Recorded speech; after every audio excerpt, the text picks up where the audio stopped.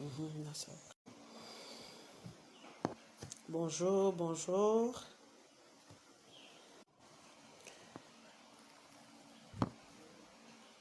Bonjour, bien-aimé. Bonjour, frères.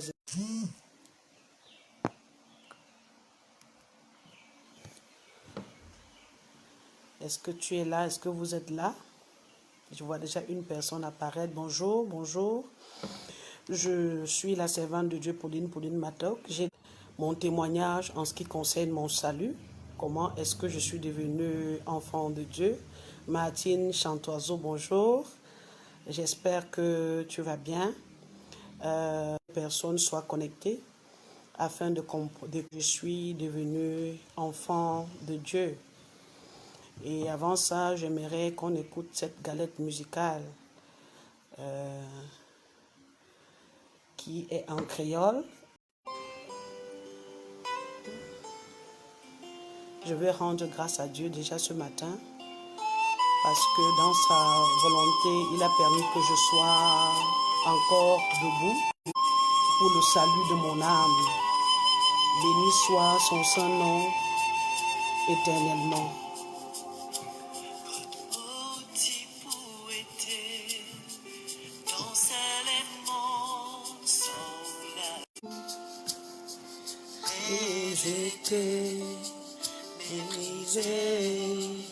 Annie Rose Mardet, bonjour, bonjour.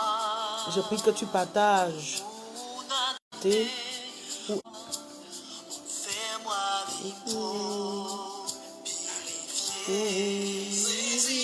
Même ça c'est mal. Qui guérit, ou ça qui ramène la paix. Saisis mon pouvoir dans la mort. Pareil,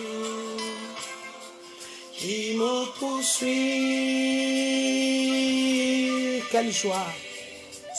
J'étais dans la mort, mais l'Éternel m'a tiré de la mort. Et j'ai compris qu'il est important. Ça qui guérit, ou ça qui amène la paix. Bonjour, Patinga. Faut partager. Écoute mon témoignage ce matin. Comment je suis devenue enfant de Dieu. Comment le Seigneur m'a engendré. Aujourd'hui, je connais le chemin qui mène au pour comprendre que je suis devenu enfant de Dieu et qu'ils puissent s'examiner eux-mêmes s'ils sont passés par la même porte que moi. Tire-moi dans la mort.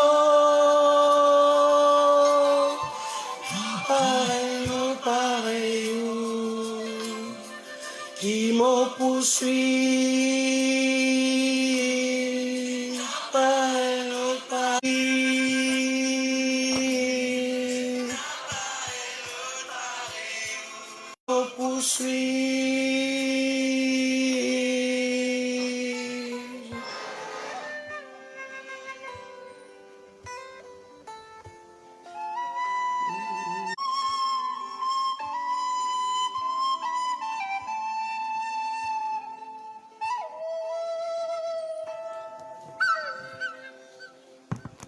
Amen, amen, amen, Dieu du monde. Comment je suis devenu enfant de Dieu?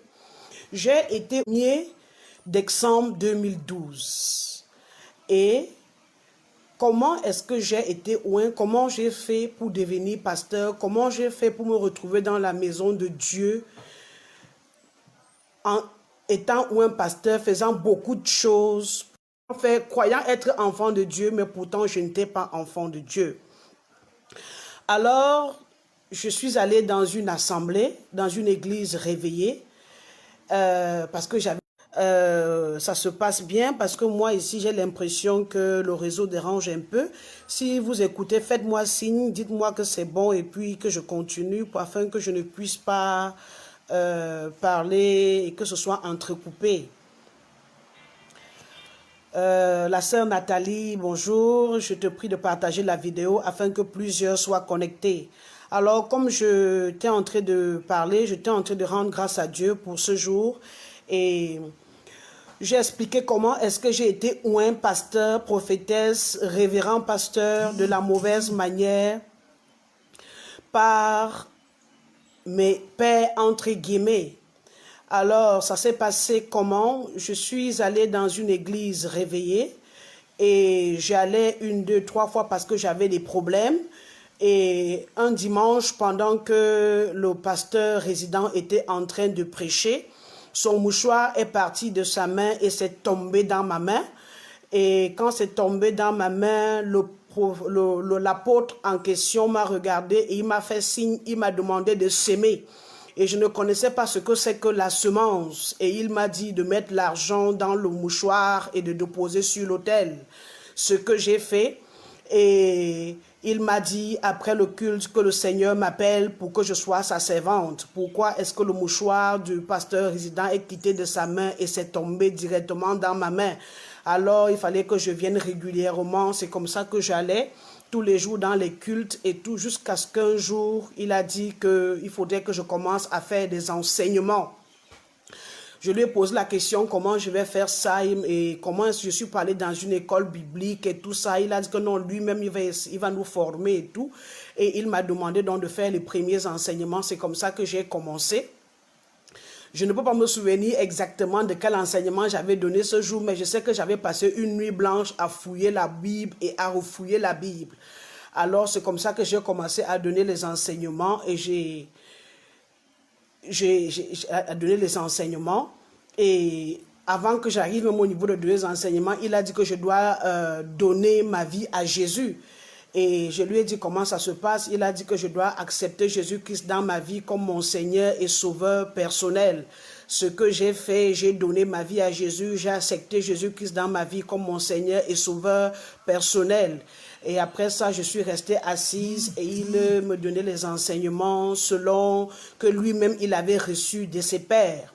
Alors, c'est comme ça que finalement, le 1er décembre 2012, j'ai été oint pasteur et j'ai été ordonné pasteur et j'étais pasteur assistant de l'église. J'ai exercé pendant plusieurs années et après je suis partie de là pour commencer une cellule de prière.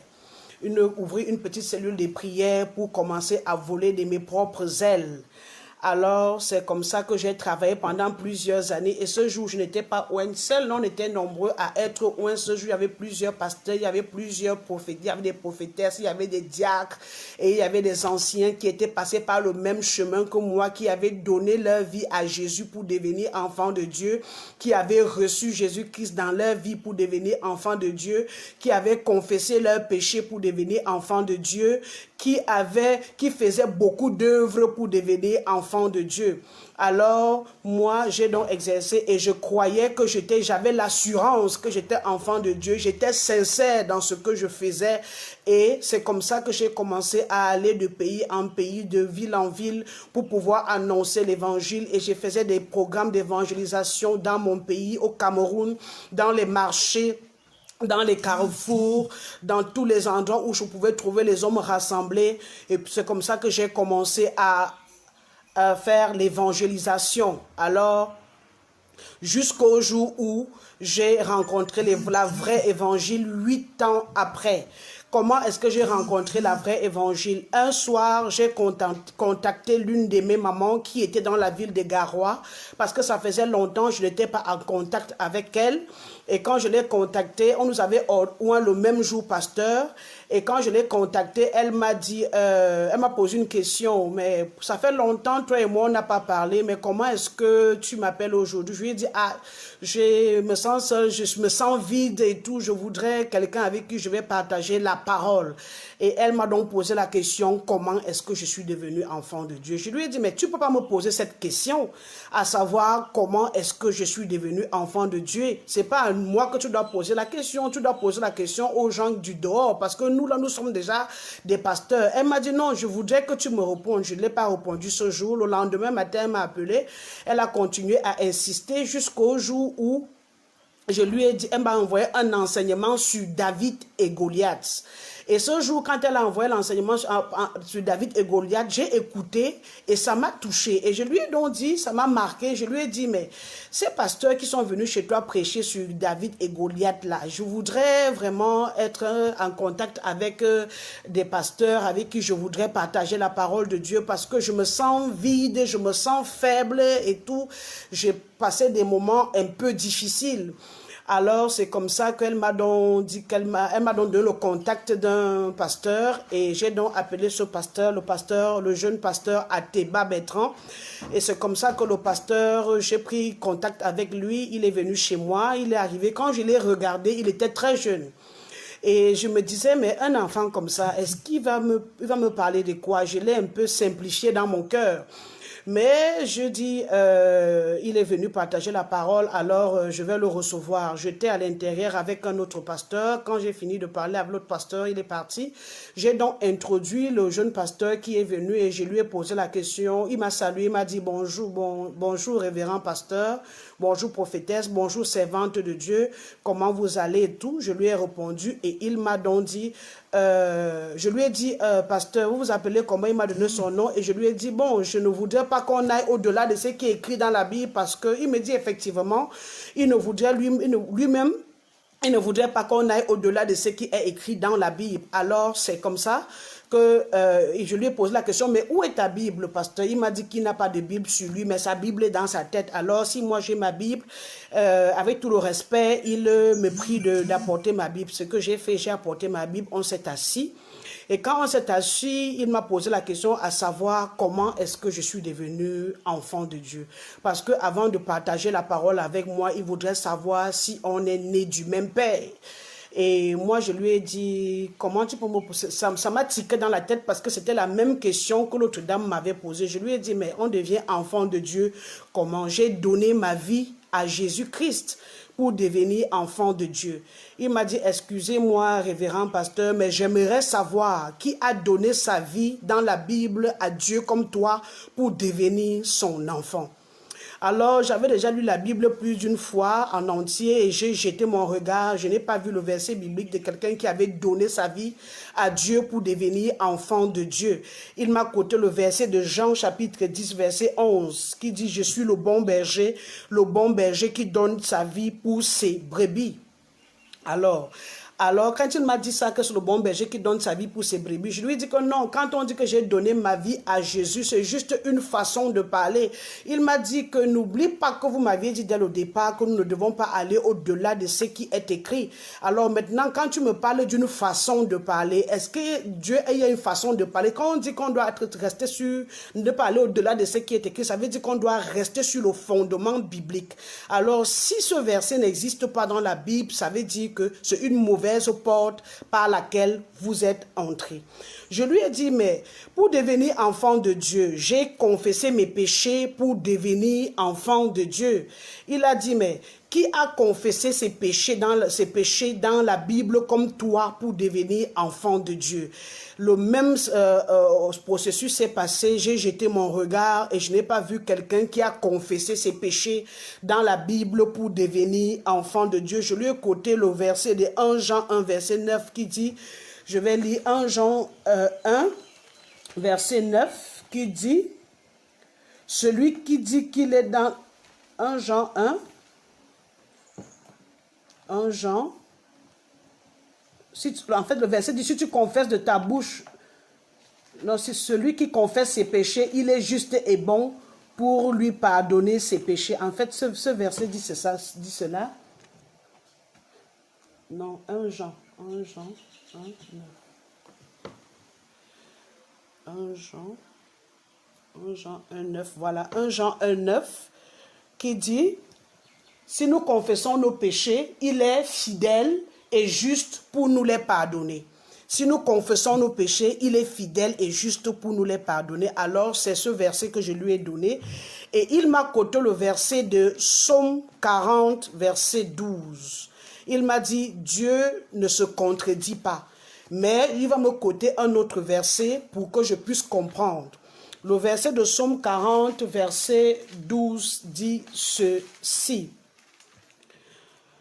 David dit, des maux sans nombre m'environnent, car des maux sans nombre m'environnent, les châtiments de mes iniquités m'atteignent, et je ne puis en supporter la vue, ils sont plus nombreux que les cheveux de ma tête, et mon courage m'abandonne. Alors, quand il me donne ce verset, il dit, c'est David qui parle, il dit, ses iniquités sont plus nombreux que les cheveux de sa tête, et il me dit, la tête commence ici, prophétesse. Alors, quand vous parlez de la confession des péchés, qu'est-ce qui signifie confesser? Confesser signifie déclarer ses péchés. Maintenant, si vous dites que vous avez déclaré vos péchés pour devenir enfant de Dieu, il faudrait que vous les déclarez tous. Maintenant que les péchés sont plus nombreux que les cheveux de la tête, vous devez pouvoir les compter un à un. Est-ce que vous vous souvenez de tous vos péchés pour pouvoir les confesser? Je lui dis, je ne me souviens pas de tous mes péchés, mais ce que j'ai fait, c'est que les péchés que je ne me souviens pas, je lui dis que je prie en disant que les péchés que j'ai faits, que j'ai commis et que j'ai oublié, que j'ai fait sans savoir. Et il m'a coté le verset de Lévitique. Lévitique chapitre 5, le verset 17, qui dit ceci. Lorsque quelqu'un péchera, qui dit ceci? Lorsque quelqu'un péchera en faisant sans le savoir contre l'un des commandements de l'Éternel, des choses qui ne doivent point se faire, il se rendra coupable et sera chargé de sa faute. Alors, quand il m'a coté ce verset biblique, j'ai compris que les péchés que je faisais sans savoir, j'étais coupable de ces péchés. Il n'y avait aucun verset biblique qui dit que je dois confesser, quand je dois confesser mes péchés, que les péchés que j'ai faits par ignorance. Il n'y a aucun verset biblique qui dit que je dois m'exprimer comme ça. Alors, il m'a coté ce verset biblique qui dit que les péchés que j'ai faits sans savoir, je suis coupable des péchés que j'ai faits sans savoir. Alors, il m'a coté encore le verset de Matthieu 5, 28 qui dit celui qui regarde une femme pour la convoiter a déjà commis un adultère avec elle dans son cœur. Et il m'a dit, prophétesse, vous êtes une belle femme, bien sûr. Quand vous sortez certainement, il y a des hommes qui vous regardent. Est-ce que vous pouvez compter le nombre d'adultères que vous commettez en une journée? Je dis, comment ça? Il me dit, mais les hommes certainement vous regardent et quand ils vous regardent, ils disent que ça c'est mon goût. Et si un homme te regarde et que tu lui plais dans son cœur, Dieu dit qu'il a déjà commis l'adultère avec toi. Comment peux-tu donc confesser ses péchés quand tu rentres chez toi, étant donné que tu ne les connais même pas? Tu ne connais même pas que tu as péché. Alors, je suis restée tranquille, j'étais dérangée, j'étais tourmentée parce que je n'arrivais pas à répondre à ces questions en tant que pasteur, en tant que prophétesse, en tant que servante de Dieu. Je disais que, mais comment est-ce que je n'arrive pas à répondre à ces questions? Comment est-ce qu'il peut me coincer à ce niveau? Il m'a coté Matthieu 5, 22 qui parle de la colère. Celui qui se met en colère mérite d'être puni par le feu. Est-ce qu'il m'a posé la question, est-ce que tu te mets souvent en colère? Je lui ai dit oui, je me mets souvent en colère. Il me dit, est-ce que tu peux confesser à chaque fois, il y a des moments que tu t'es mis en colère et tu as même oublié que tu t'es mis en colère. Il m'a coté le verset de Jacques 2,10 qui dit, si quelqu'un pêche contre un seul commandement, il sera coupable de tous les commandements. Alors, quand il m'a coté ce verset, j'étais dérangée. Donc, si j'ai péché contre un seul commandement, un seul, je suis coupable de tous les commandements. Ça veut dire que Dieu considère que tout ce qu'il y a comme péché, il pose cette charge-là sur moi. Alors, c'est comme ça que je lui ai dit que, mais si je ne suis pas passé par là, j'ai confessé Jésus-Christ dans ma vie, selon Romains 19, comme mon Seigneur et Sauveur personnel. Et je voudrais lire ce verset. Romains chapitre 10, le verset 9. Si tu confesses de ta bouche le Seigneur Jésus et si tu crois dans ton cœur que Dieu l'a ressuscité des morts, tu seras sauvé. Et le verset 10, je vais lire le verset 10 qui dit, car c'est en croyant du corps qu'on parvient à la justice et c'est en confessant de la bouche qu'on parvient au salut selon que dit« Quiconque croit en lui ne sera point confus. » Alors, quand il m'a donc donné quand je lui ai donné ce verset biblique, il m'a dit comment est-ce que ça s'est passé. Je lui ai expliqué que le pasteur était, l'apôtre était en train de prêcher devant. Et après avoir prêché, il a fermé sa Bible et il a demandé que est-ce qu'il y a des gens ici qui veulent confesser Jésus. Et j'étais la première qui avait levé ma main ce jour pour dire je voudrais confesser Jésus-Christ dans ma vie comme mon Seigneur et Sauveur personnel. Et quand je suis arrivée devant, il m'a dit c'est une très bonne initiative que j'ai prise. C'est la meilleure initiative que j'ai prise depuis que j'existe sur la terre. Et c'est comme ça qu'il m'a dit de baisser ma tête et de confesser mes péchés. Et j'ai baissé ma tête en 5 minutes. J'ai relevé la tête. Je lui ai dit j'avais fini de confesser mes péchés. Et il a dit que répète cette prière après moi. Seigneur Jésus, je te confesse dans ma vie, je t'accepte dans ma vie comme mon Seigneur et Sauveur personnel. Prends le contrôle de ma vie, prends le total contrôle de ma vie. À partir d'aujourd'hui, je te remets ma vie et tout ce que ça pouvait contenir, ce message de ce jour. Et quand j'ai fini de répéter la prière, il a dit ferme la bouche, je vais sceller la prière, je vais te recommander, je vais sceller la prière. Et c'est ce qu'il a fait. Quand il a fini, et il a dit acclamez pour elle, aujourd'hui elle est devenue enfant de Dieu. Alors, quand le pasteur a dit cela, j'ai fini de lire le verset, il a dit celui qui confesse de sa bouche le Seigneur Jésus-Christ. On n'a pas dit que celui qui répète une prière. Alors ce jour, j'étais passé par la répétition d'une prière. Étant passé par la répétition d'une prière, je n'étais pas sur le fondement biblique. Et le Seigneur dit dans le livre de Proverbes que nous ne devons pas déplacer la borne ancienne que nos pères ont placée. Alors, cette borne avait été déplacée. Pourquoi? Parce que l'apôtre en question lui-même ne connaissait pas cette même porte qu'il était entré. Et parce qu'il était entré par cette bonne même porte, il ne connaissait pas comment Dieu fait pour rendre juste les êtres humains. C'est la raison pour laquelle il a fait passer plusieurs par la même porte.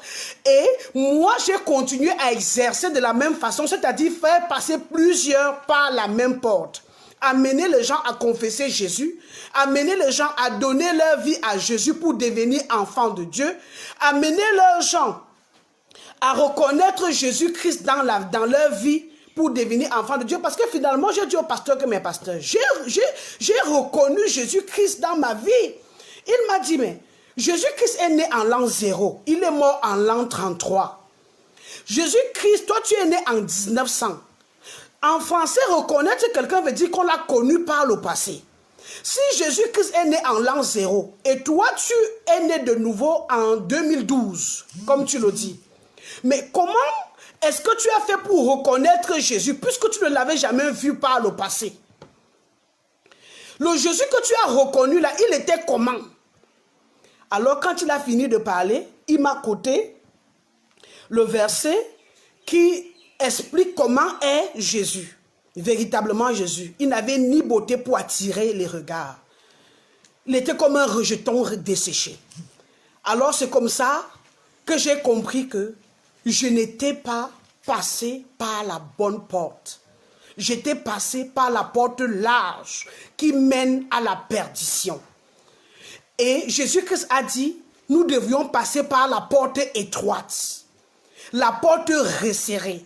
Alors je lui ai posé la question, mais pasteur, comment est-ce qu'on fait donc pour naître de nouveau? Il dit que non, vous êtes pasteur, vous êtes prophétesse, vous êtes révérend pasteur. Mais comment est-ce que vous me posez la question, comment est-ce qu'on devient enfant de Dieu alors que vous exercez déjà dans la maison de Dieu et vous voyagez même beaucoup, vous allez dans beaucoup de pays et vous faites beaucoup de choses dans la maison de Dieu? Alors j'ai compris que il m'a conté le verset où le Seigneur disait que ce n'est pas tous ceux qui disent Seigneur, Seigneur qui entreront dans le royaume des cieux, mais celui-là seul qui fait la volonté de Dieu. Alors j'étais parmi ceux qui disaient Seigneur, Seigneur, qui n'entraient pas dans le royaume de Dieu. Parce que je ne connaissais même pas ce que c'est que la volonté de Dieu. Pourquoi? Parce que je faisais les volontés, je faisais beaucoup de choses qui n'étaient pas la volonté de Dieu. Alors j'ai compris que j'étais dans l'erreur. Il a continué à discourir Et il m'a quoté le livre de Jean 8 à partir du verset 32, où le Seigneur Jésus-Christ dit, « Vous connaîtrez la vérité et la vérité vous affranchira. » Alors, c'est ainsi que j'ai écouté, pendant qu'il était en train de lire le texte, il parlait avec les Juifs. Pourquoi? Parce qu'il m'expliquait que le salut était réservé seulement pour les Juifs. Alors Jésus-Christ est venu et il était en train de parler aux Juifs. Il dit aux Juifs, vous connaîtrez la vérité et la vérité vous affranchira. Alors, quand les Juifs lui disent, on va lire, les Juifs lui ont répondu, nous sommes de la postérité d'Abraham et nous ne fûmes jamais esclaves de personne. Comment dis-tu, vous deviendrez libres? En vérité, je vous le dis, leur répliqua Jésus, quiconque se livre au péché est esclave du péché. Alors il m'explique que Jésus-Christ est venu leur dire, vous avez un problème du péché qui n'émane pas de vous. Maintenant, le péché que vous avez, ça vient de vous. Le problème du péché que vous avez, ça vient de vos ancêtres. Alors, il dit, si donc le Fils vous affranchit, vous serez réellement libre. Je sais que vous êtes de la postérité d'Abraham, mais vous cherchez à me faire mourir. Je vais sauter le verset jusqu'au verset 40. Il dit, mais maintenant vous cherchez à me faire mourir, moi qui ai dit la vérité que vous avez entendue de Dieu, et cela Abraham ne l'a point fait. Pourquoi? Parce qu'ils défendaient devant Jésus-Christ en disant qu'ils sont de la descendance d'Abraham. En fait, j'ai compris qu'ils étaient en face de Dieu, parce que Jésus signifie Dieu dans la chair. Ils étaient en face de Dieu et ils étaient en train de dire à Dieu qu'ils sont enfants de Dieu, ils sont de la descendance d'Abraham. Et le Seigneur leur a dit dans le verset 44, vous avez pour père le diable et vous voulez accomplir les désirs de votre père et il a été meurtrier dès le commencement et il ne se tient pas dans la vérité parce qu'il n'y a pas de vérité en lui. Lorsqu'il profère le mensonge, il parle de son propre fond car il est menteur et le père du mensonge. Alors voici les Juifs qui sont en face de Jésus-Christ, qui savent qu'ils sont enfants de Dieu, mais Dieu leur dit, Jésus-Christ leur dit, vous êtes enfants de Satan. Alors il me dit, si les Juifs se sont trompés de paternité, alors toi tu n'es pas juif, tu es de quelle ethnie? Je lui ai dit, je suis camerounaise, je suis bamileke, de Bouddha, venant de Babadjou. Et ils ont dit, mais est-ce que Jésus-Christ était Babadjou? Non. Maintenant, si Jésus-Christ n'était pas Babadjou, si Jésus-Christ n'était pas de Bouddha, si les Juifs à qui le salut était réservé se trompent de paternité, toi tu fais comment en tant que Camerounaise de Babadjou pour dire que Jésus-Christ, que toi, que Dieu est ton père? Parce que tu dois pouvoir expliquer, si tu dis que Dieu est ton père, tu dois pouvoir expliquer comment Dieu t'a engendré. Alors, quand il a fini de parler, je l'écoutais. Je n'ai rien dit parce que je ne savais pas quoi dire. Je lui ai dit, mais puisque toutes les portes que je lui ai données par lesquelles je suis entré se sont avérées fausses, il m'a quoté le livre de Luc chapitre 16. Luc chapitre 16, du verset 19 au verset 30. Ça nous parle de l'histoire du pauvre Lazare et du riche. Alors, c'était deux hommes qui étaient sur la terre, deux juifs. Un qui connaissait la vérité et l'autre qui ne connaissait pas la vérité. Mais celui qui ne connaissait pas la vérité croyait qu'il connaissait la vérité. Et parce qu'il croyait qu'il connaissait la vérité, il avait l'assurance de son salut comme moi. J'avais l'assurance de mon salut étant sur la terre. Pourtant, Dieu ne me connaissait pas. Et lui, il est mort. Il s'est retrouvé en enfer, dans le lieu de tourment. Je vais lire Luc chapitre 16 à partir du verset 19. Il y avait un homme riche qui était vêtu de pourpre. Pour mieux expliquer, il faut que je livre pour que je puisse retrouver les mots qu'il avait utilisés avec moi. Il y avait un homme riche qui était vêtu de pourpre et de fin lin, qui chaque jour menait joyeuse et brillante vie. Un pauvre nommé Lazare était couché à sa porte couvert d'ulcères et désirait de se rassasier des miettes qui tombaient à la table du riche, et même les chiens venaient encore lécher ses ulcères. Le pauvre mourut et il fut porté par les anges dans le sein d'Abraham. Le riche mourut aussi et il fut enseveli. Dans le séjour des morts, il leva les yeux et tandis qu'il était en proie au tourment, il vit de loin Abraham et Lazare dans son sein, il s'écria, Père Abraham, aie pitié de moi, et envoie Lazare pour qu'il trempe le bout de son doigt dans l'eau et me rafraîchisse la langue, car je souffre cruellement dans cette flamme. Abraham répondit, mon enfant, souviens-toi que tu as reçu tes biens pendant ta vie et que Lazare eut les maux pendant la sienne.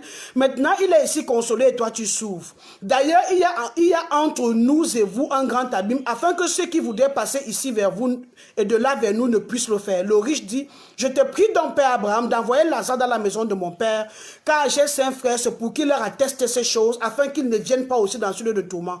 Abraham répondit, ils ont Moïse et les prophètes qui les écoutent. Et il dit, non, Père Abraham, mais si quelqu'un des morts va vers eux, ils se repentiront. Et Abraham lui répondit, s'ils n'écoutent pas Moïse et les prophètes, ils ne se laisseront pas persuader quand quelqu'un des morts ressusciterait. Voici l'histoire qu'il a lue et j'ai écouté. Alors, le riche était celui-là qui était sur la terre, qui connaissait qu'il avait pour père Abraham, mais quand il est mort, il s'est retrouvé dans le lieu de tourment.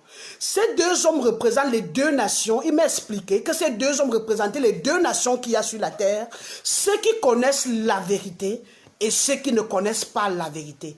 Et il m'a quoté le verset d'Osée 4 qui dit, mon peuple périt parce qu'il lui manque la connaissance. Il m'a dit, les hommes vont en enfer parce qu'ils n'ont pas la connaissance de Dieu. Il m'a dit, on n'a pas dit mon peuple périt parce qu'ils n'ont pas donné leur vie à Jésus. On n'a pas dit mon peuple périt parce qu'ils n'ont pas confessé leur péché. Dit mon peuple périt parce qu'ils n'ont pas, mon peuple périt à faute de la connaissance. Donc il y a une seule connaissance que l'homme doit avoir pour pouvoir entrer au ciel. Alors c'est comme ça que le riche donc a dit, Père Abraham. Étant dans le lieu de tourment, il a dit, Père Abraham, envoie Lazare dans la maison de mon père. Et ce jour, ce que j'ai remarqué, c'est qu'il a cité le nom de deux pères. C'est-à-dire, Père Abraham, si Abraham était son père, il devait se retrouver dans le sein d'Abraham. Mais il n'était pas dans le sein d'Abraham, il était dans un lieu de tourment. Et le lieu de tourment, là où il n'y a pas de paix, c'est le lieu où Satan, les démons et tous ceux qui n'ont pas connu la vérité de Dieu vont se retrouver.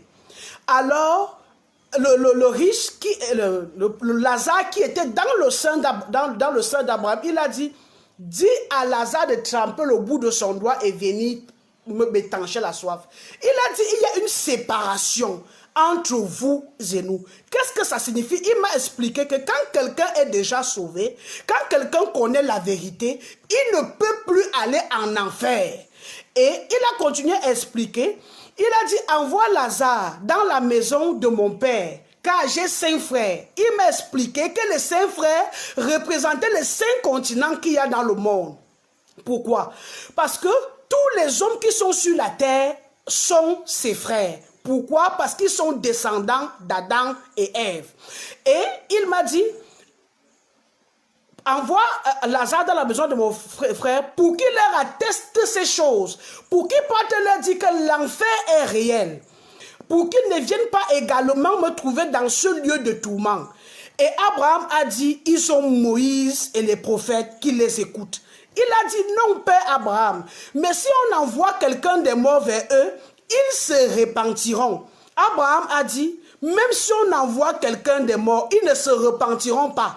Ils ont Moïse et les prophètes qui les écoutent. Alors, je lui ai dit, qu'est-ce que Moïse dit? Qu'est-ce que les prophètes disent en ce qui concerne le salut? Parce que là où moi je suis, je voudrais savoir comment on devient enfant de Dieu. Et quand j'ai fini de parler et de lui poser la question, il a quoté le verset de Luc 24, verset 27. Jésus-Christ lui-même, quand il est mort, il a ressuscité sur le chemin d'Emmaüs. Sur le chemin d'Emmaüs, verset 27, et commençant par Moïse et par tous les prophètes, il leur expliqua dans toutes les Écritures ce qui le concernait. Jésus-Christ est mort, il a ressuscité, il était avec ses disciples, ils ont marché du matin au soir, mais il ne s'est pas présenté à ses disciples que moi voici Jésus, non, mais Jésus-Christ a commencé par Moïse et par les prophètes. a expliqué à ses disciples ce qui le concernait. Et c'est là où ils ont compris à la fin que, effectivement, c'est Jésus. Parce que quand leurs yeux se sont ouverts, il a disparu. Alors, même l'apôtre Paul, dans le livre de Actes chapitre 28, verset 23, l'apôtre Paul lui-même, il m'a expliqué, leur fixait un jour. Et plusieurs vinrent à son logis. Il leur expliqua la voix de Dieu. On va lire. Il lui fixait un jour et plusieurs vont le trouver dans son logis. Paul leur annonça le royaume de Dieu en rendant témoignage et en cherchant par la loi de Moïse et par les prophètes à les persuader de ce qui concerne Jésus. L'entretien dura depuis le matin jusqu'au soir. Alors même l'apôtre Paul n'a pas déplacé la borne ancienne que nos pères ont placée. Et ce jour, nous avons tellement discuté entre lui et moi que nous sommes séparés à cette heure et il m'a donné un rendez-vous. Alors le jour où il m'a donné le rendez-vous, il m'a présenté. Ils sont venus au nombre de 3 ce jour chez moi. Quand ils sont arrivés, ils étaient 3. Il y avait le pasteur Ateba Bertrand, il y avait le pasteur Luc Sama et il y avait le pasteur Massok. Alors les 3 sont entrés. J'étais un peu stupéfaite de voir 3 hommes entrer et ils ont commencé le séminaire. Ils ont fait un séminaire avec moi. Et dans ce séminaire, ils m'ont présenté la véracité de la Bible. Est-ce que la Bible est un livre digne de confiance? Effectivement, ils m'ont démontré que la Bible est un livre digne de confiance. Ils m'ont coté le verset de Romains chapitre, je ne vais pas prendre tous les versets, mais j'ai juste pris quelques-uns, de Romains chapitre 1, le verset 20. Romains chapitre 1, le verset 20, ils m'ont coté le livre de Genèse 17, le verset 12, Romains 1, 20, qui dit, en effet, les perfections invisibles de Dieu, sa puissance éternelle, sa divinité se voient comme à l'œil depuis la création du monde. Quand on les considère dans ses ouvrages, ils sont donc inexplicables, inexcusables. Ils m'ont montré les versets bibliques qui démontraient que la terre n'avait pas un poteau qui la soutient. La terre tourne autour du soleil. La terre tourne autour d'elle-même. Par un mouvement, je crois, de 1600 ou de 1800 tout autour de kilomètres par heure, quelque chose comme ça. Et quand ils ont fini de m'expliquer, ils m'ont démontré ça. Ils m'ont coté le livre de Genèse, chapitre 17, verset 12, qui dit ceci. À l'âge de 8 jours, tout mâle parmi vous sera circoncis selon vos générations, qu'il soit né dans la maison ou qu'il soit acquis à prix d'argent, de tout fils d'étranger sans appartenir à ta race. Alors, effectivement, la circoncision est biblique. J'ai compris qu'ils m'ont démontré plusieurs versets bibliques, Ésaïe 50, verset 3, plusieurs versets bibliques qui démontrent que la Bible est un livre digne de confiance. Et ils m'ont montré, à Madagascar, il y a eu,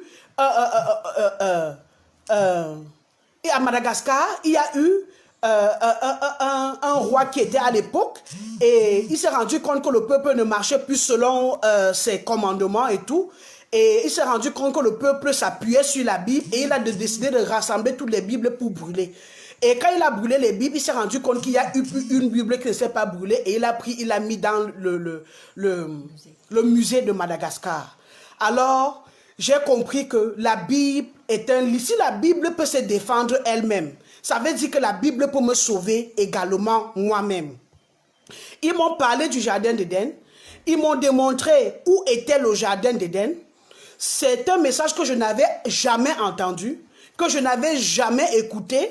J'avais visité les prophètes, les docteurs, tous les pasteurs, les prophètes, qui venaient de tous les pays, mais ils ne m'avaient jamais parlé de la véracité de la Bible. Ils ne m'avaient jamais démontré que la Bible est un livre digne de confiance.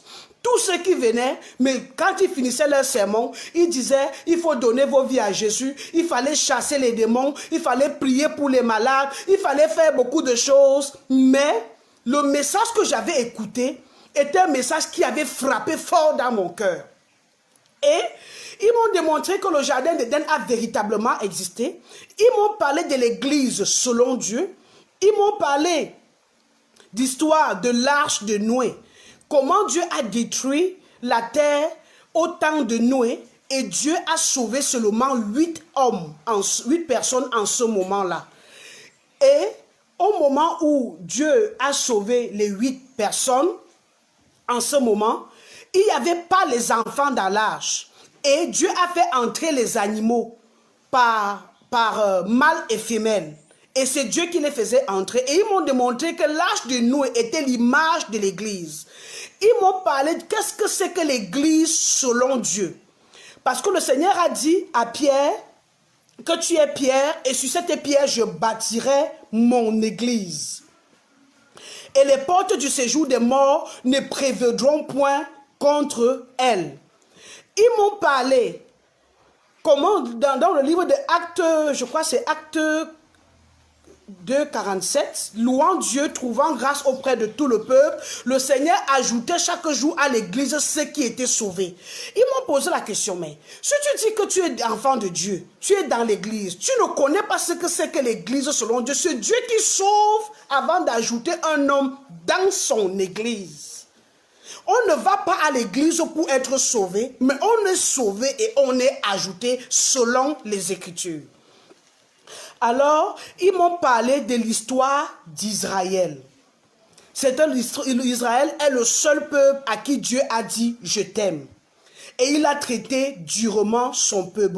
Ils m'ont quoté le livre de Romains chapitre 11, verset 21 qui dit « Si Dieu n'a pas épargné les branches naturelles, il ne t'épargnera pas non plus. » Alors, j'ai donc posé la question, comment je vais donc faire pour naître de nouveau? J'ai compris que c'était impératif pour moi de naître de nouveau. Alors, ils m'ont quoté le livre de Jean chapitre 3 à partir du verset 3 où Nicodème est venu dans la nuit. Et quand Nicodème est venu dans la nuit, il est venu voir Jésus-Christ et il est venu avec des paroles de séduction. Mais Jésus-Christ ne l'a pas pris, ne l'a pas répondu par rapport à la séduction par laquelle il était entré. Jésus-Christ lui a dit, à partir du verset 4, il dit, verset 3, en vérité, je te le dis, si un homme ne naît de nouveau, il ne peut voir le royaume de Dieu. Nicodème lui dit, comment un homme peut-il naître quand il est vieux? Peut-il rentrer dans le sein de sa mère et naître? Jésus répondit, en vérité, je te le dis, si un homme ne naît d'eau et d'esprit, il ne peut entrer dans le royaume de Dieu. Ce qui est né de la chair est chair et ce qui est né de l'esprit est esprit. Alors, si Nicodème, qui était docteur de la loi en Israël, n'était pas né de nouveau, mourait dans la position qu'il était, il allait directement en enfer. Mais quand les hommes regardaient Nicodème, on pouvait apprécier Nicodème, on pouvait acclamer Nicodème. Mais Nicodème n'était pas le modèle de Dieu pour entrer au ciel. Alors Jésus-Christ dit à Nicodème que tu dois naître de nouveau. Mais la question que j'ai posée, quel est le problème que ma première naissance a eu pour qu'on puisse me demander de naître de nouveau? Parce que Nicodème a dit, comment est-ce que je vais naître de nouveau? Vais-je encore rentrer dans le sein de ma mère pour naître de nouveau? Quel est le problème que ma première naissance a eu? Parce que dans l'ancienne église où j'étais, je faisais beaucoup de choses, mais si je me rends donc compte que je ne suis pas sur le fondement biblique, ça veut dire que je suis en danger de mort. Et ils m'ont donc quoté le livre de Genèse 1 à partir du verset 26. Ils ont donc, je vais lire. Puis Dieu dit, faisons l'homme à notre image, selon notre ressemblance, et qu'il domine sur les poissons, sur les oiseaux du ciel, sur le bétail et sur toute la terre, sur tous les reptiles qui rampent sur la terre. Dieu a dit, faisons l'homme à notre image. Ils m'ont posé la question, quelle est l'image de Dieu? L'image de Dieu. Je me suis arrêté, quelle est l'image de Dieu? Mais comment est-ce qu'un pasteur, une prophétesse peut chercher dans sa tête l'image de Dieu? Ça doit être quelque chose qui doit être prompt. Quand on pose la question à un pasteur, à un prophète, quelle est l'image de Dieu? Il doit répondre d'une façon prompte. Pourquoi? Parce que Dieu est son Père. Si tu connais que Dieu est ton Père, tu dois connaître l'image de ton Père. Alors, parce que j'étais en train de chercher, ils m'ont coté Jean 4, 24 qui dit « Dieu est esprit.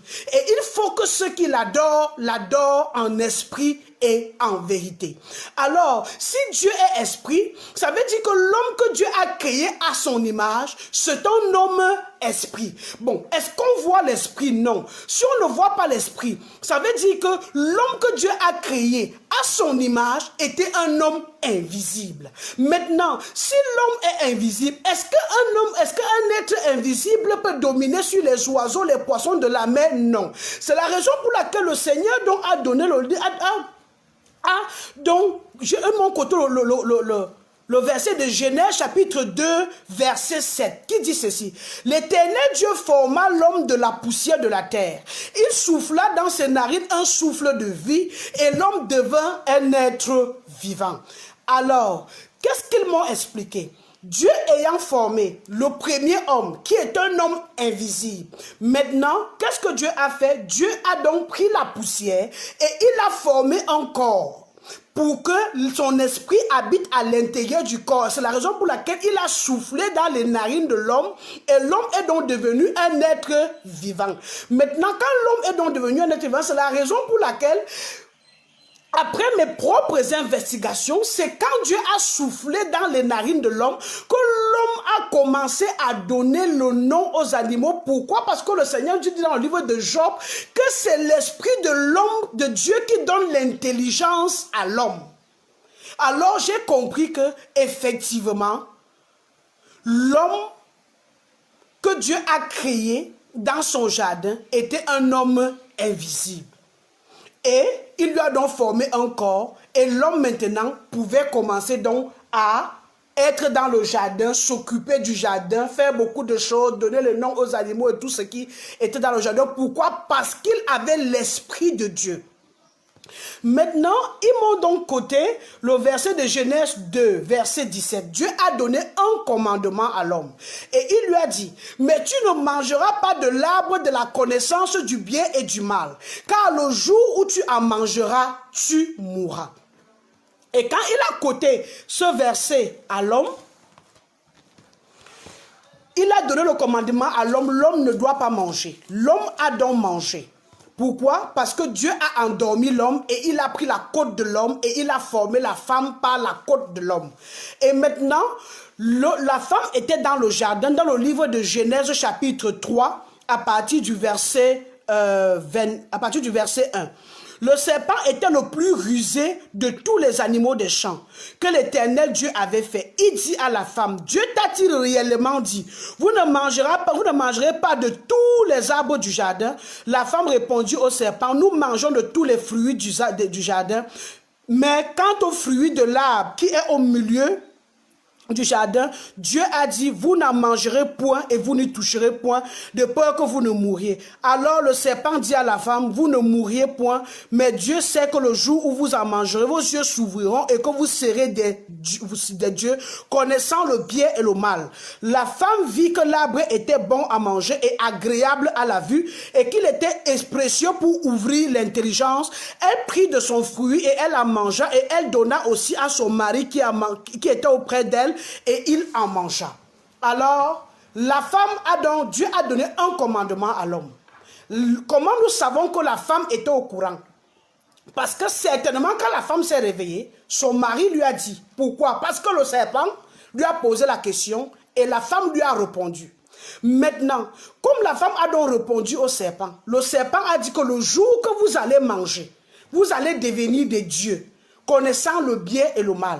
La femme a regardé que l'arbre était bon. Elle a pris, elle a mangé. Mais puisqu'elle a mangé, elle a donné le fruit à son mari. Elle n'était pas morte. Son mari a vu qu'elle a mangé, elle n'était pas morte. Et il a pris le fruit également. Il a mangé le fruit. Quand l'homme a donc pris le fruit à manger, il a donc constaté qu'il était nu. Et c'est la première fois que Dieu appelle donc Adam dans le jardin, selon ce qui m'avait été expliqué ce jour. C'est la première fois que quand Dieu est venu visiter Adam, il a dit, Adam, Adam, où es-tu? Alors, quand Dieu venait dans le jardin dans les jours passés, quand Dieu venait, il regardait il était en parfaite collaboration avec Adam. Pourquoi? Parce qu'il y avait son esprit en Adam. Mais du moment où Adam a mangé le fruit le fruit du jardin que Dieu lui avait interdit de manger, la parole de Dieu déclare que Adam, l'esprit de Dieu a quitté Adam. Adam a eu le cœur corrompu et il a eu le cœur rempli des péchés et il était séparé de Dieu.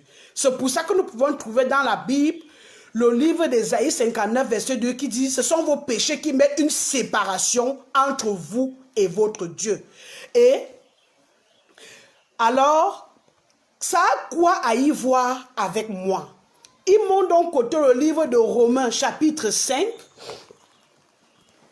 Romains chapitre 5, verset 12, qui dit: c'est pourquoi, comme par un seul homme, le péché est entré dans le monde, et par le péché, la mort, et qu'ainsi la mort s'est étendue sur tous les hommes parce que tous ont péché. Et le verset 14 dit: cependant la mort a régné depuis Adam jusqu'à Moïse, même sur ceux qui n'avaient pas péché par une transgression semblable à celle d'Adam, lequel est la figure de celui qui devait venir. Alors, ça, c'est la mort, cependant, c'est pourquoi, comme par un seul homme, la seule personne par laquelle le péché est entré, c'est qui? C'est Adam. Dans le monde, c'est Adam. Et le péché a produit quoi? La mort. Qu'est-ce que ça signifie? Vous savez, ils m'ont expliqué à mon côté Genèse chapitre 5 verset 3, je crois, qui dit que qui dit que Adam âgé de 130 ans engenda un fils à sa ressemblance selon son image et lui donna le nom de Seth. Parce que Adam a commencé donc à faire les enfants étant spirituellement morts. Et nous tous, nous sortons des reins d'Adam. Sortant donc des reins d'Adam, nous avons hérité, nous avons eu l'héritage d'Adam qui est l'héritage de la mort spirituelle, le cœur rempli des péchés et nous sommes séparés de Dieu. Alors, le verset 14 dit: cependant la mort a régné depuis Adam jusqu'à Moïse. Mais la première m'a expliqué, que pose la question: quelle est la première personne qui est morte dans la Bible? J'ai dit Abel physiquement, j'ai dit Abel. Alors si c'était la mort physique, Dieu devait dire la mort a régné depuis Abel jusqu'à Moïse. Mais Dieu dit la mort a régné depuis Adam jusqu'à Moïse. Alors Adam n'était pas mort physiquement. C'est de quelle mort dont Dieu parle? C'est de la mort spirituelle. Et la mort s'est étendue sur tous les hommes. Il dit, cependant la mort a régné depuis Adam jusqu'à Moïse, même sur ceux qui n'avaient pas péché par une transgression semblable à celle d'Adam, lequel est la figure de celui qui devait venir. Donc, même le dernier enfant qui va venir dans ce monde, quand il est conçu dans le ventre de sa mère, il est déjà spirituellement mort, séparé de Dieu, rempli de péchés. Et c'est la raison pour laquelle c'est comme ça que j'ai donc hérité du péché d'Adam. Donc si je partais en enfer, je ne partais pas en enfer parce que je commettais les péchés, mais je partais en enfer par héritage. Alors, comment résoudre un problème d'héritage qui n'émane pas de moi? Comment résoudre un problème spirituel qui n'émane pas de moi? Qui n'émane pas de moi. Alors, c'est comme ça qu'ils m'ont démontré. Quand le Seigneur dit, il faudrait que vous naissiez d'eau et d'esprit. Qu'est-ce que l'eau? Ils m'ont démontré qu'est-ce que l'eau. Ézéchiel 36, verset 25. Et qui dit: je répandrai sur vous une eau pure, et vous serez purifiés de toutes vos souillures et de toutes vos idoles. Et le livre de Jean chapitre 15 verset 2, le Seigneur dit: déjà vous êtes purs à cause de la parole que je vous ai annoncée. Alors, pour qu'un homme naisse de nouveau, il faut qu'il écoute la parole qui peut sauver son âme. Ce n'est pas toutes les paroles qu'on doit écouter. Pourquoi? Parce qu'ils m'ont montré l'histoire de Corneille. Corneille qui était un homme pieux. Corneille qui était un homme qui faisait beaucoup d'œuvres. Parce que je leur ai dit également que je fais beaucoup d'œuvres. Corneille qui était un homme qui faisait beaucoup d'œuvres.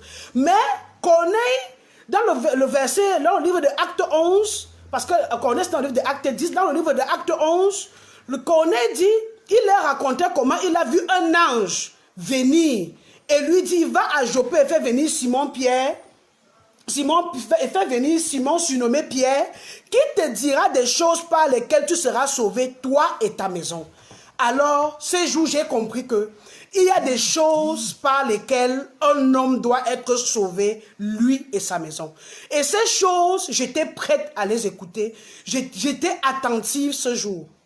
Alors, ils m'ont démontré, donc, ils m'ont coté le livre des Hébreux, chapitre 9, verset 22, qui dit, « Et presque tout d'après la loi est purifié. » Avant d'arriver même à ce niveau, ils m'ont présenté la loi. Comment Dieu me voit. Ce jour, j'étais dépassée. Parce que je ne savais pas que ces versets bibliques existaient réellement dans la Bible. Dieu disait que je suis un ver. Que mes enfants étaient des vermisseaux. Dieu dit, est-ce que quelque chose de bon peut sortir d'une femme? Je suis passé par la loi de Dieu.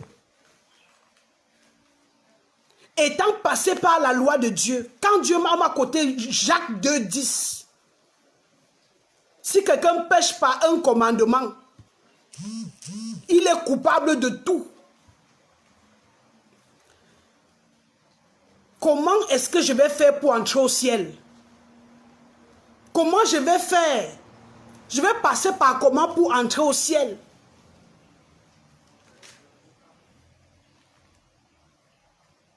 Ce jour, j'ai été tourmentée. Ils sont partis ce jour parce que c'était tard. Ils m'ont laissé au niveau de la loi. Comment Dieu me voyait. Je n'ai pas dormi cette nuit dans ma maison. Je parlais seule. Je disais que non. Donc je ne suis pas enfant de Dieu. Je chuchotais. Je me retrouvais en train de parler seule et je chuchotais dans ma maison. Je tournais et je me retournais sur mon lit.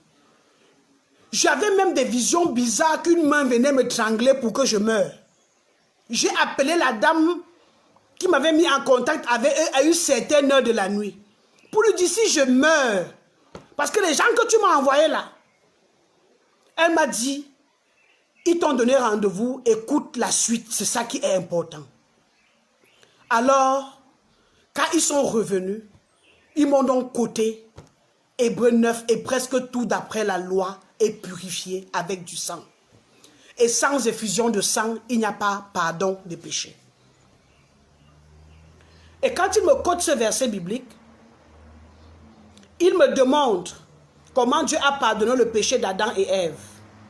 Dieu, dans le livre de Genèse 3, 21, Dieu fit à Adam des habits de peau.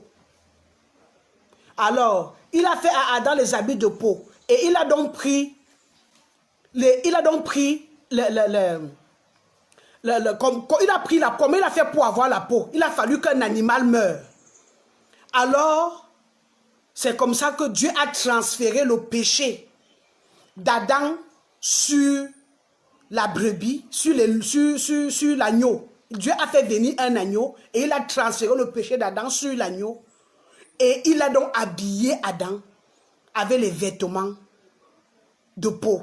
C'est ce qu'on appelle le vêtement du salut, le vêtement de justice. Maintenant, il a continué à parler et il m'a montré comment le Seigneur pardonnait les péchés des enfants d'Israël. Quand un enfant d'Israël avait péché, il fallait qu'il vienne avec un agneau sans défaut, femelle. Et quand il arrivait avec l'agneau sans défaut, qu'est-ce qui se passait? Il fallait que le sacrificateur doit lui-même avoir son propre agneau, qui doit d'abord faire son propre sacrifice avant de faire le sacrifice, avant de confesser les péchés du pécheur. Et c'est comme ça que il a donc pris l'agneau, le sacrificateur prend l'agneau, il va vérifier l'agneau pour voir si l'agneau est sans défaut. Maintenant, si l'agneau est sans défaut, le pécheur va poser sa main sur la tête de l'agneau et il va confesser les péchés et c'est là où il y aura transfert du péché.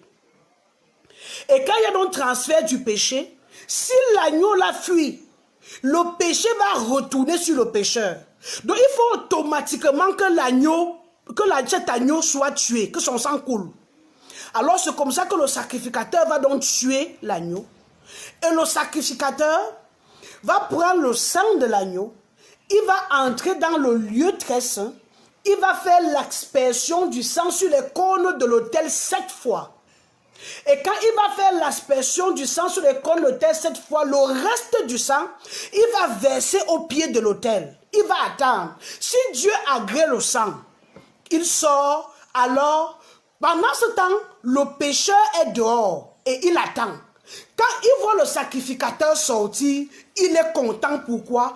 Parce que son péché a été pardonné. Mais ce n'est pas tous les péchés qui sont pardonnés. Pourquoi?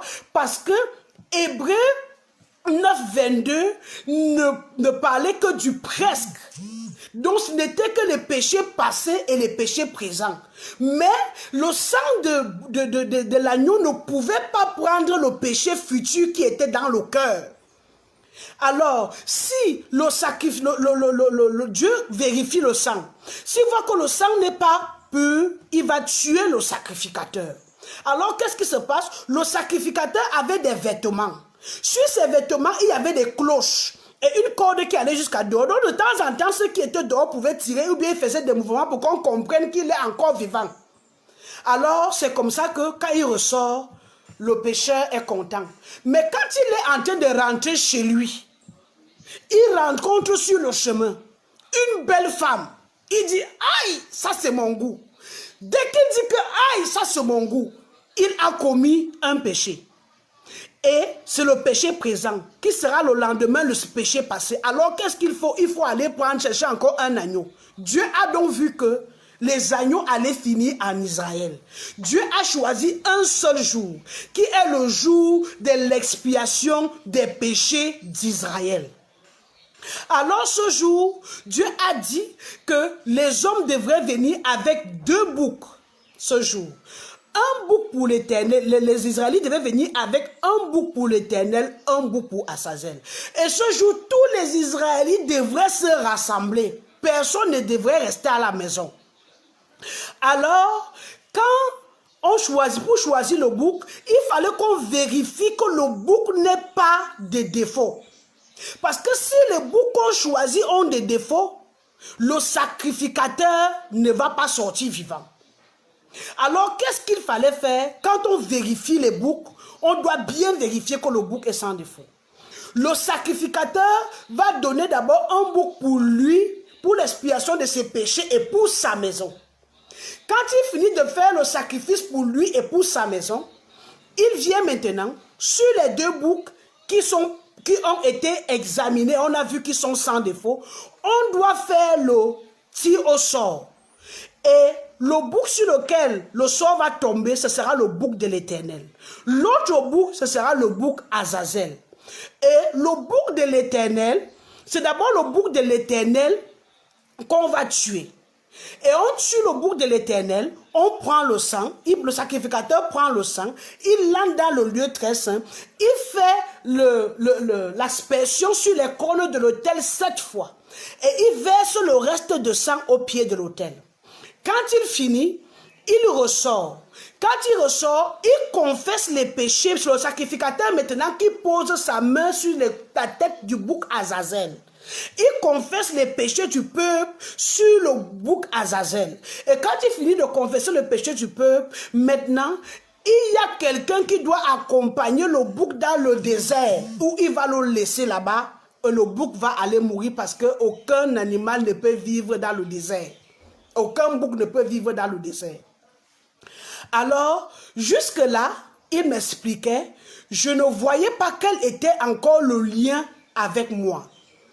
Alors, maintenant, ils m'ont donc coté le livre de Jean 1, 29, où le Seigneur dit, où Jean-Baptiste a dit, voici l'agneau de Dieu qui ôte le péché du monde. Et dans le livre de Matthieu, le Seigneur, la parole de Dieu dit que Jésus-Christ est celui-là qui devait venir pour sauver son peuple de ses péchés. Alors, il a dit qu'on doit lui donner le nom d'Emmanuel, c'est-à-dire Dieu avec nous. Alors, il dit, la Vierge sera enceinte et elle va enfanter un fils, lui donnera le nom d'Emmanuel. Mais pourquoi est-ce que Jésus-Christ, quand il naît, il va naître dans une étable? Parce que quand Dieu a regardé dans le ciel, tout ce qui était dans le ciel était disqualifié. Les hommes étaient disqualifiés. Les agneaux sur la terre ne pouvaient pas arracher le péché qui était dans le cœur. Il n'y avait que Dieu seul qui pouvait venir. Alors il a dit, tu n'as voulu ni sacrifice, ni offrande, mais tu m'as formé un corps. Pourquoi est-ce que Dieu a formé un corps à Jésus? Pourquoi est-ce que Jésus-Christ était né dans une étable? Parce que comme le Seigneur nous dit, mon côté, ce verset d'Ésaïe 55, verset 8, Dieu dit, mes pensées ne sont pas vos pensées et vos voix ne sont pas mes voix, dit l'Éternel. Devant pour Dieu, Jésus-Christ était un agneau. Pourquoi? Parce que quand Jean fait la vision, Jean a vu que personne n'était qualifié et il y a un vieillard qui l'a touché et qui lui a dit, voici l'agneau qui est digne de rompre les sceaux, d'ouvrir le livre. Alors c'est comme ça que Christ est donc venu, il est né dans une étable. Quand il naît dans une étable, c'est parce que les agneaux ne naissent pas dans les hôpitaux. Les agneaux naissent dans les étables. Pour Dieu, il était un agneau, c'est la raison pour laquelle il est né dans une étable. Et maintenant, il a grandi, il a commencé son ministère. Maintenant, au moment où il fallait faire le sacrifice, dans l'Ancien Testament, il fallait que l'agneau soit arrêté. C'est la raison pour laquelle Judas va livrer Jésus. Pourquoi? Parce que l'Ancien Testament, c'est le plan de la maison. Le Nouveau Testament, c'est la maison. Et l'homme n'habite pas dans le plan de la maison, l'homme habite dans la maison. Alors, c'est comme ça qu'il a donc pris, il a donc vendu Jésus-Christ à quelques pièces d'argent, je crois à 30 pièces d'argent, quelque chose comme ça, ou 40, quelque chose comme ça. Et quand il a vendu Jésus, on est venu arrêter Jésus. Quand on arrête Jésus, le Seigneur permet que son agneau soit vérifié par les rois de la terre. On a amené chez Pilate, on a amené chez tous les rois qui étaient là, ils ont dit, il n'a rien fait qui mérite la mort. Ça signifie quoi? Ça signifie que l'agneau est sans défaut. Maintenant, comme l'agneau est sans défaut, alors Jésus-Christ était en même temps agneau et en même temps sacrificateur.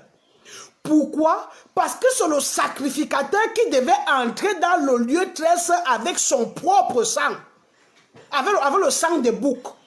Maintenant, Jésus-Christ est venu comme l'agneau de Dieu pour ôter les péchés du monde. Ôter signifie quoi? Ôter signifie arracher, ôter signifie déraciner, ôter signifie détruire. Alors, Jésus-Christ a été vérifié.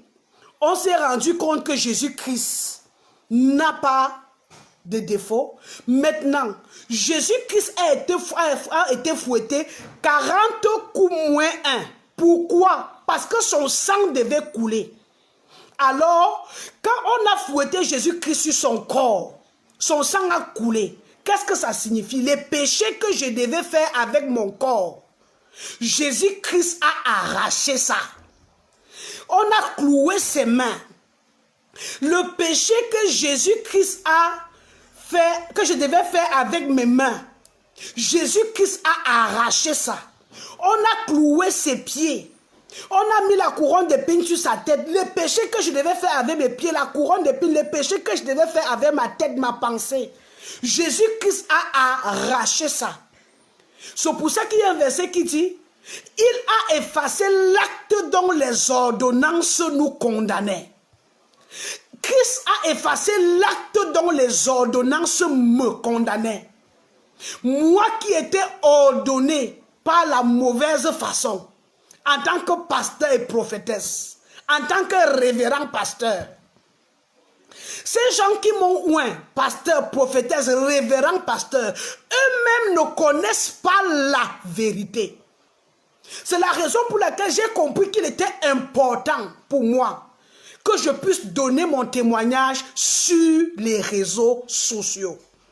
Afin que beaucoup qui ont été oints ce jour, de la même manière que moi, comprennent et puissent s'examiner, comme l'apôtre Paul a dit, examinons-nous pour voir si on est dans la foi. Alors, Jésus-Christ est donc mort, il a dit, tout est accompli. Hébreux 9, 22 disait, et presque tout d'après la loi est purifié avec du sang. Et Jésus-Christ, quand il meurt, il dit tout est accompli. Le problème du péché est réglé en ce qui me concerne. Maintenant, il fallait casser les pieds des brigands qui étaient là. Et on a cassé le pied du brigand qui était à gauche et était à droite. Et ces deux brigands, ils m'ont expliqué ceci. Ces deux brigands représentent les deux hommes qu'il y a sur la terre. Ceux qui connaissent la vérité et ceux qui ne connaissent pas la vérité. Et quand il fallait casser pour Jésus, on s'est rendu compte qu'il était déjà mort. Alors un soldat a percé son côté. L'eau est sortie. L'eau qui est la représentation de la parole qui m'a engendré. Et le sang de Jésus qui m'a lavé, qui m'a nettoyé de toutes mes souillures, de toutes mes idoles. Et Jésus-Christ est mort. Quand Jésus-Christ meurt, dans l'Ancien Testament, quand l'agneau mourait, il fallait que le sacrificateur entre dans le lieu très saint avec le sang de l'agneau. Alors Jésus-Christ qui est l'agneau parfait de Dieu, alors Jésus-Christ a donc ressuscité. Le livre d'Hébreux 9, 12 dit, il est entré une fois pour toutes dans le lieu très saint, non avec le sang des boucs et des veaux, mais avec son propre sang, ayant obtenu une rédemption éternelle. Jésus-Christ est entré dans le lieu très saint, non avec le sang des boucs et des veaux. Le sang des boucs et des veaux enlevait le péché passé, présent. Ça ne pouvait pas enlever le péché futur. Mais Jésus-Christ est venu, étant l'agneau parfait de Dieu, étant Dieu dans la chair. Pourquoi Dieu dans la chair? Parce que Dieu avait besoin du sang. Et il fallait qu'il y ait le sang de quelqu'un qui est saint. Et Jésus-Christ est né de l'Esprit. Alors, Jésus-Christ a donc pris mes péchés, passés, présents, futurs. Il est entré dans le lieu très saint. Non avec le sang des veaux et des boucs, mais avec son propre sang. Et quand il est entré dans le lieu très saint, c'est pour ça qu'on retrouve ce psaume dans la Bible. Porte et levez vos linteaux. Élevez-vous, porte éternelle, que le roi de gloire fasse son entrée. Qui donc est ce roi de gloire? L'Éternel fort et puissant dans les combats. Oui, Jésus-Christ a vaincu Satan. Jésus-Christ a vaincu Satan en ce qui concerne l'humanité, en ce qui concerne les hommes. Et qu'aujourd'hui, j'ai la connaissance de la vérité. Et parce que j'ai cru en cet évangile, j'ai cru en cette parole qui m'a été annoncée. Jésus-Christ est ressuscité. Il est sorti avec deux clés. La clé du séjour des morts et la clé du ciel. Celui qui comprend et qui croit en l'œuvre rédemptrice de Christ, le ciel lui est ouvert. Et celui qui ne croit pas, la porte de l'enfer lui est ouverte. Et comme j'ai cru, comme j'ai compris comment mes péchés passés, présents et futurs ont été enlevés, alors le Saint-Esprit a fait son entrée dans mon cœur. Et aujourd'hui, je suis devenu enfant de Dieu. Aujourd'hui, je suis devenue celle-là qui défend l'évangile du royaume. Parce que dans le passé, je parlais de l'évangile du royaume sans comprendre ce que c'était. Mais Dieu m'a accordé sa grâce. Pourquoi? Parce qu'en rencontrant Dieu comme juge, Dieu m'a reconnu coupable. Dieu m'a jugé. Dieu m'a condamné. Mais Dieu a vu que j'étais triste, je n'avais pas d'issue. Et il a enlevé ses vêtements de jugement. Il est porté maintenant les vêtements d'avocat. Il est venu auprès de moi comme mon avocat. Et si le juge qui me condamne n'est plus là, comment est-ce que je serai encore condamné? Alors aujourd'hui, je suis devenu enfant de Dieu. Aujourd'hui, je prophétise en ce qui concerne le salut des Écritures. Je prophétise dans la casse des béquilles. Et je tiens à vous inviter parce que dans les jours à venir, je pourrai passer sur cette page pour pouvoir faire les casses des béquilles en ce qui concerne le royaume de Dieu. Je rends grâce à Dieu et je dis merci au Seigneur pour tout ce qu'il a fait pour moi. Ce qu'il a fait pour moi, il n'y a pas de mots. Il n'y a pas de mots. Je le glorifie, mon âme le loue, je le célèbre jusque dans l'éternité. Alors, bien-aimés, je vais m'arrêter ici et je vous dis merci de m'avoir écouté. Partagez le direct afin que plusieurs comprennent comment je suis devenu enfant de Dieu. Bien le bonsoir à vous. Bye bye. Écoutez cette galette musicale avec moi. Bien-aimé, si tu es dans la joie comme moi ce matin, il y a plusieurs années, alléluia, qui accusera les élus de Dieu?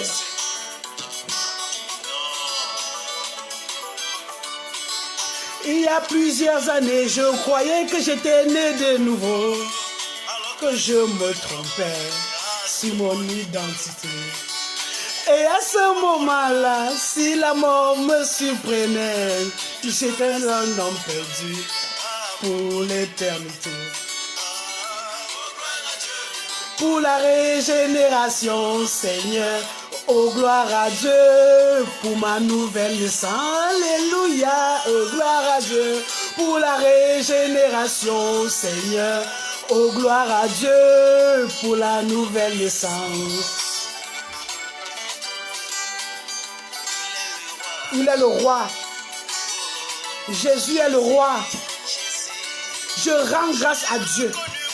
J'étais reconnu coupable. J'étais condamné. Qui pouvait plaider ma cause? Mon père ne pouvait pas plaider ma cause. Ma mère ne pouvait pas plaider ma cause. Les pasteurs de ce monde ne pouvaient pas plaider ma cause. Mais aujourd'hui, je célèbre le Seigneur. Parce que le Seigneur a plaidé à ma faveur. Et aujourd'hui, je suis devenu enfant de Dieu. Je sais que si je meurs, je vais au ciel. Et la seule prière que je peux faire aujourd'hui, Seigneur, tue-moi. Seigneur, tue-moi pour que je puisse rentrer à la maison. Mais si Dieu me garde encore dans cette tente, c'est parce qu'il sait que plusieurs seront sauvés au travers de la parole qui sortira par ma bouche. Et par la bouche de plusieurs qui passeront certainement sur cette chaîne. Mon oiseau, libéré de prison, à n'importe quel moment, ah, je peux m'envoler. Ah, oh, gloire à Dieu pour la régénération, Seigneur. Oh, gloire à Dieu pour ma nouvelle. Alléluia. Hey! Pour la régénération, Seigneur. Oh, gloire à Dieu pour ma nouvelle naissance. Hey! Pauline Matok. Dieu m'a aimé. Alléluia. Dieu m'a aimé. Dieu m'a aimé. Étant sur cette chaîne, pendant que je dis que Dieu m'a aimé, je pense à mon grand frère Fobaso Hilaire. Je pense à Virginie qui est à Douala. Je pense à Irène. Je pense à Honorine. Je pense à tous mes frères qui sont de près ou de loin. Je prie que le Seigneur vous accorde la grâce pour qu'un jour vous puissiez vous asseoir et écouter l'évangile qui peut sauver votre âme. Pendant que je suis en train de parler, je prie que le Seigneur vous accorde un jour la grâce et la compréhension. Que moi j'ai compris comment le Seigneur m'a justifié.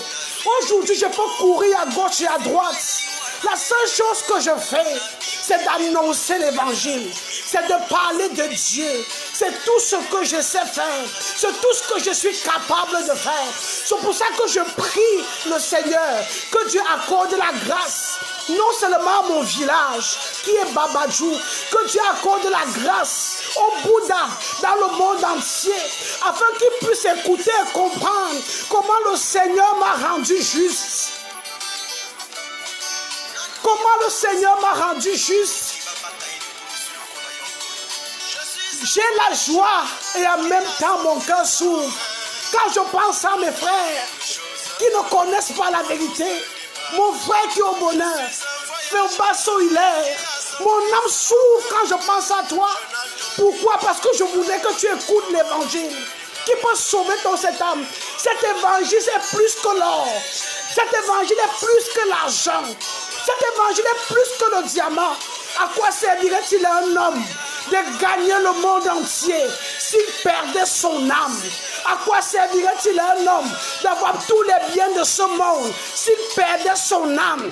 J'appelle les pasteurs et les servantes de Dieu qui ont marché avec moi, que ce soit en Côte d'Ivoire, que ce soit au Bénin, que ce soit au Cameroun, avec qui j'ai fait l'évangélisation en plein air, qui sont entrés par la porte large, de comprendre qu'ils sont dans l'erreur et de s'asseoir et écouter l'évangile qui peut sauver leur âme.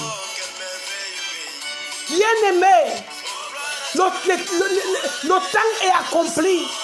Jésus-Christ peut arriver à tout moment. La trompette peut sonner à tout moment.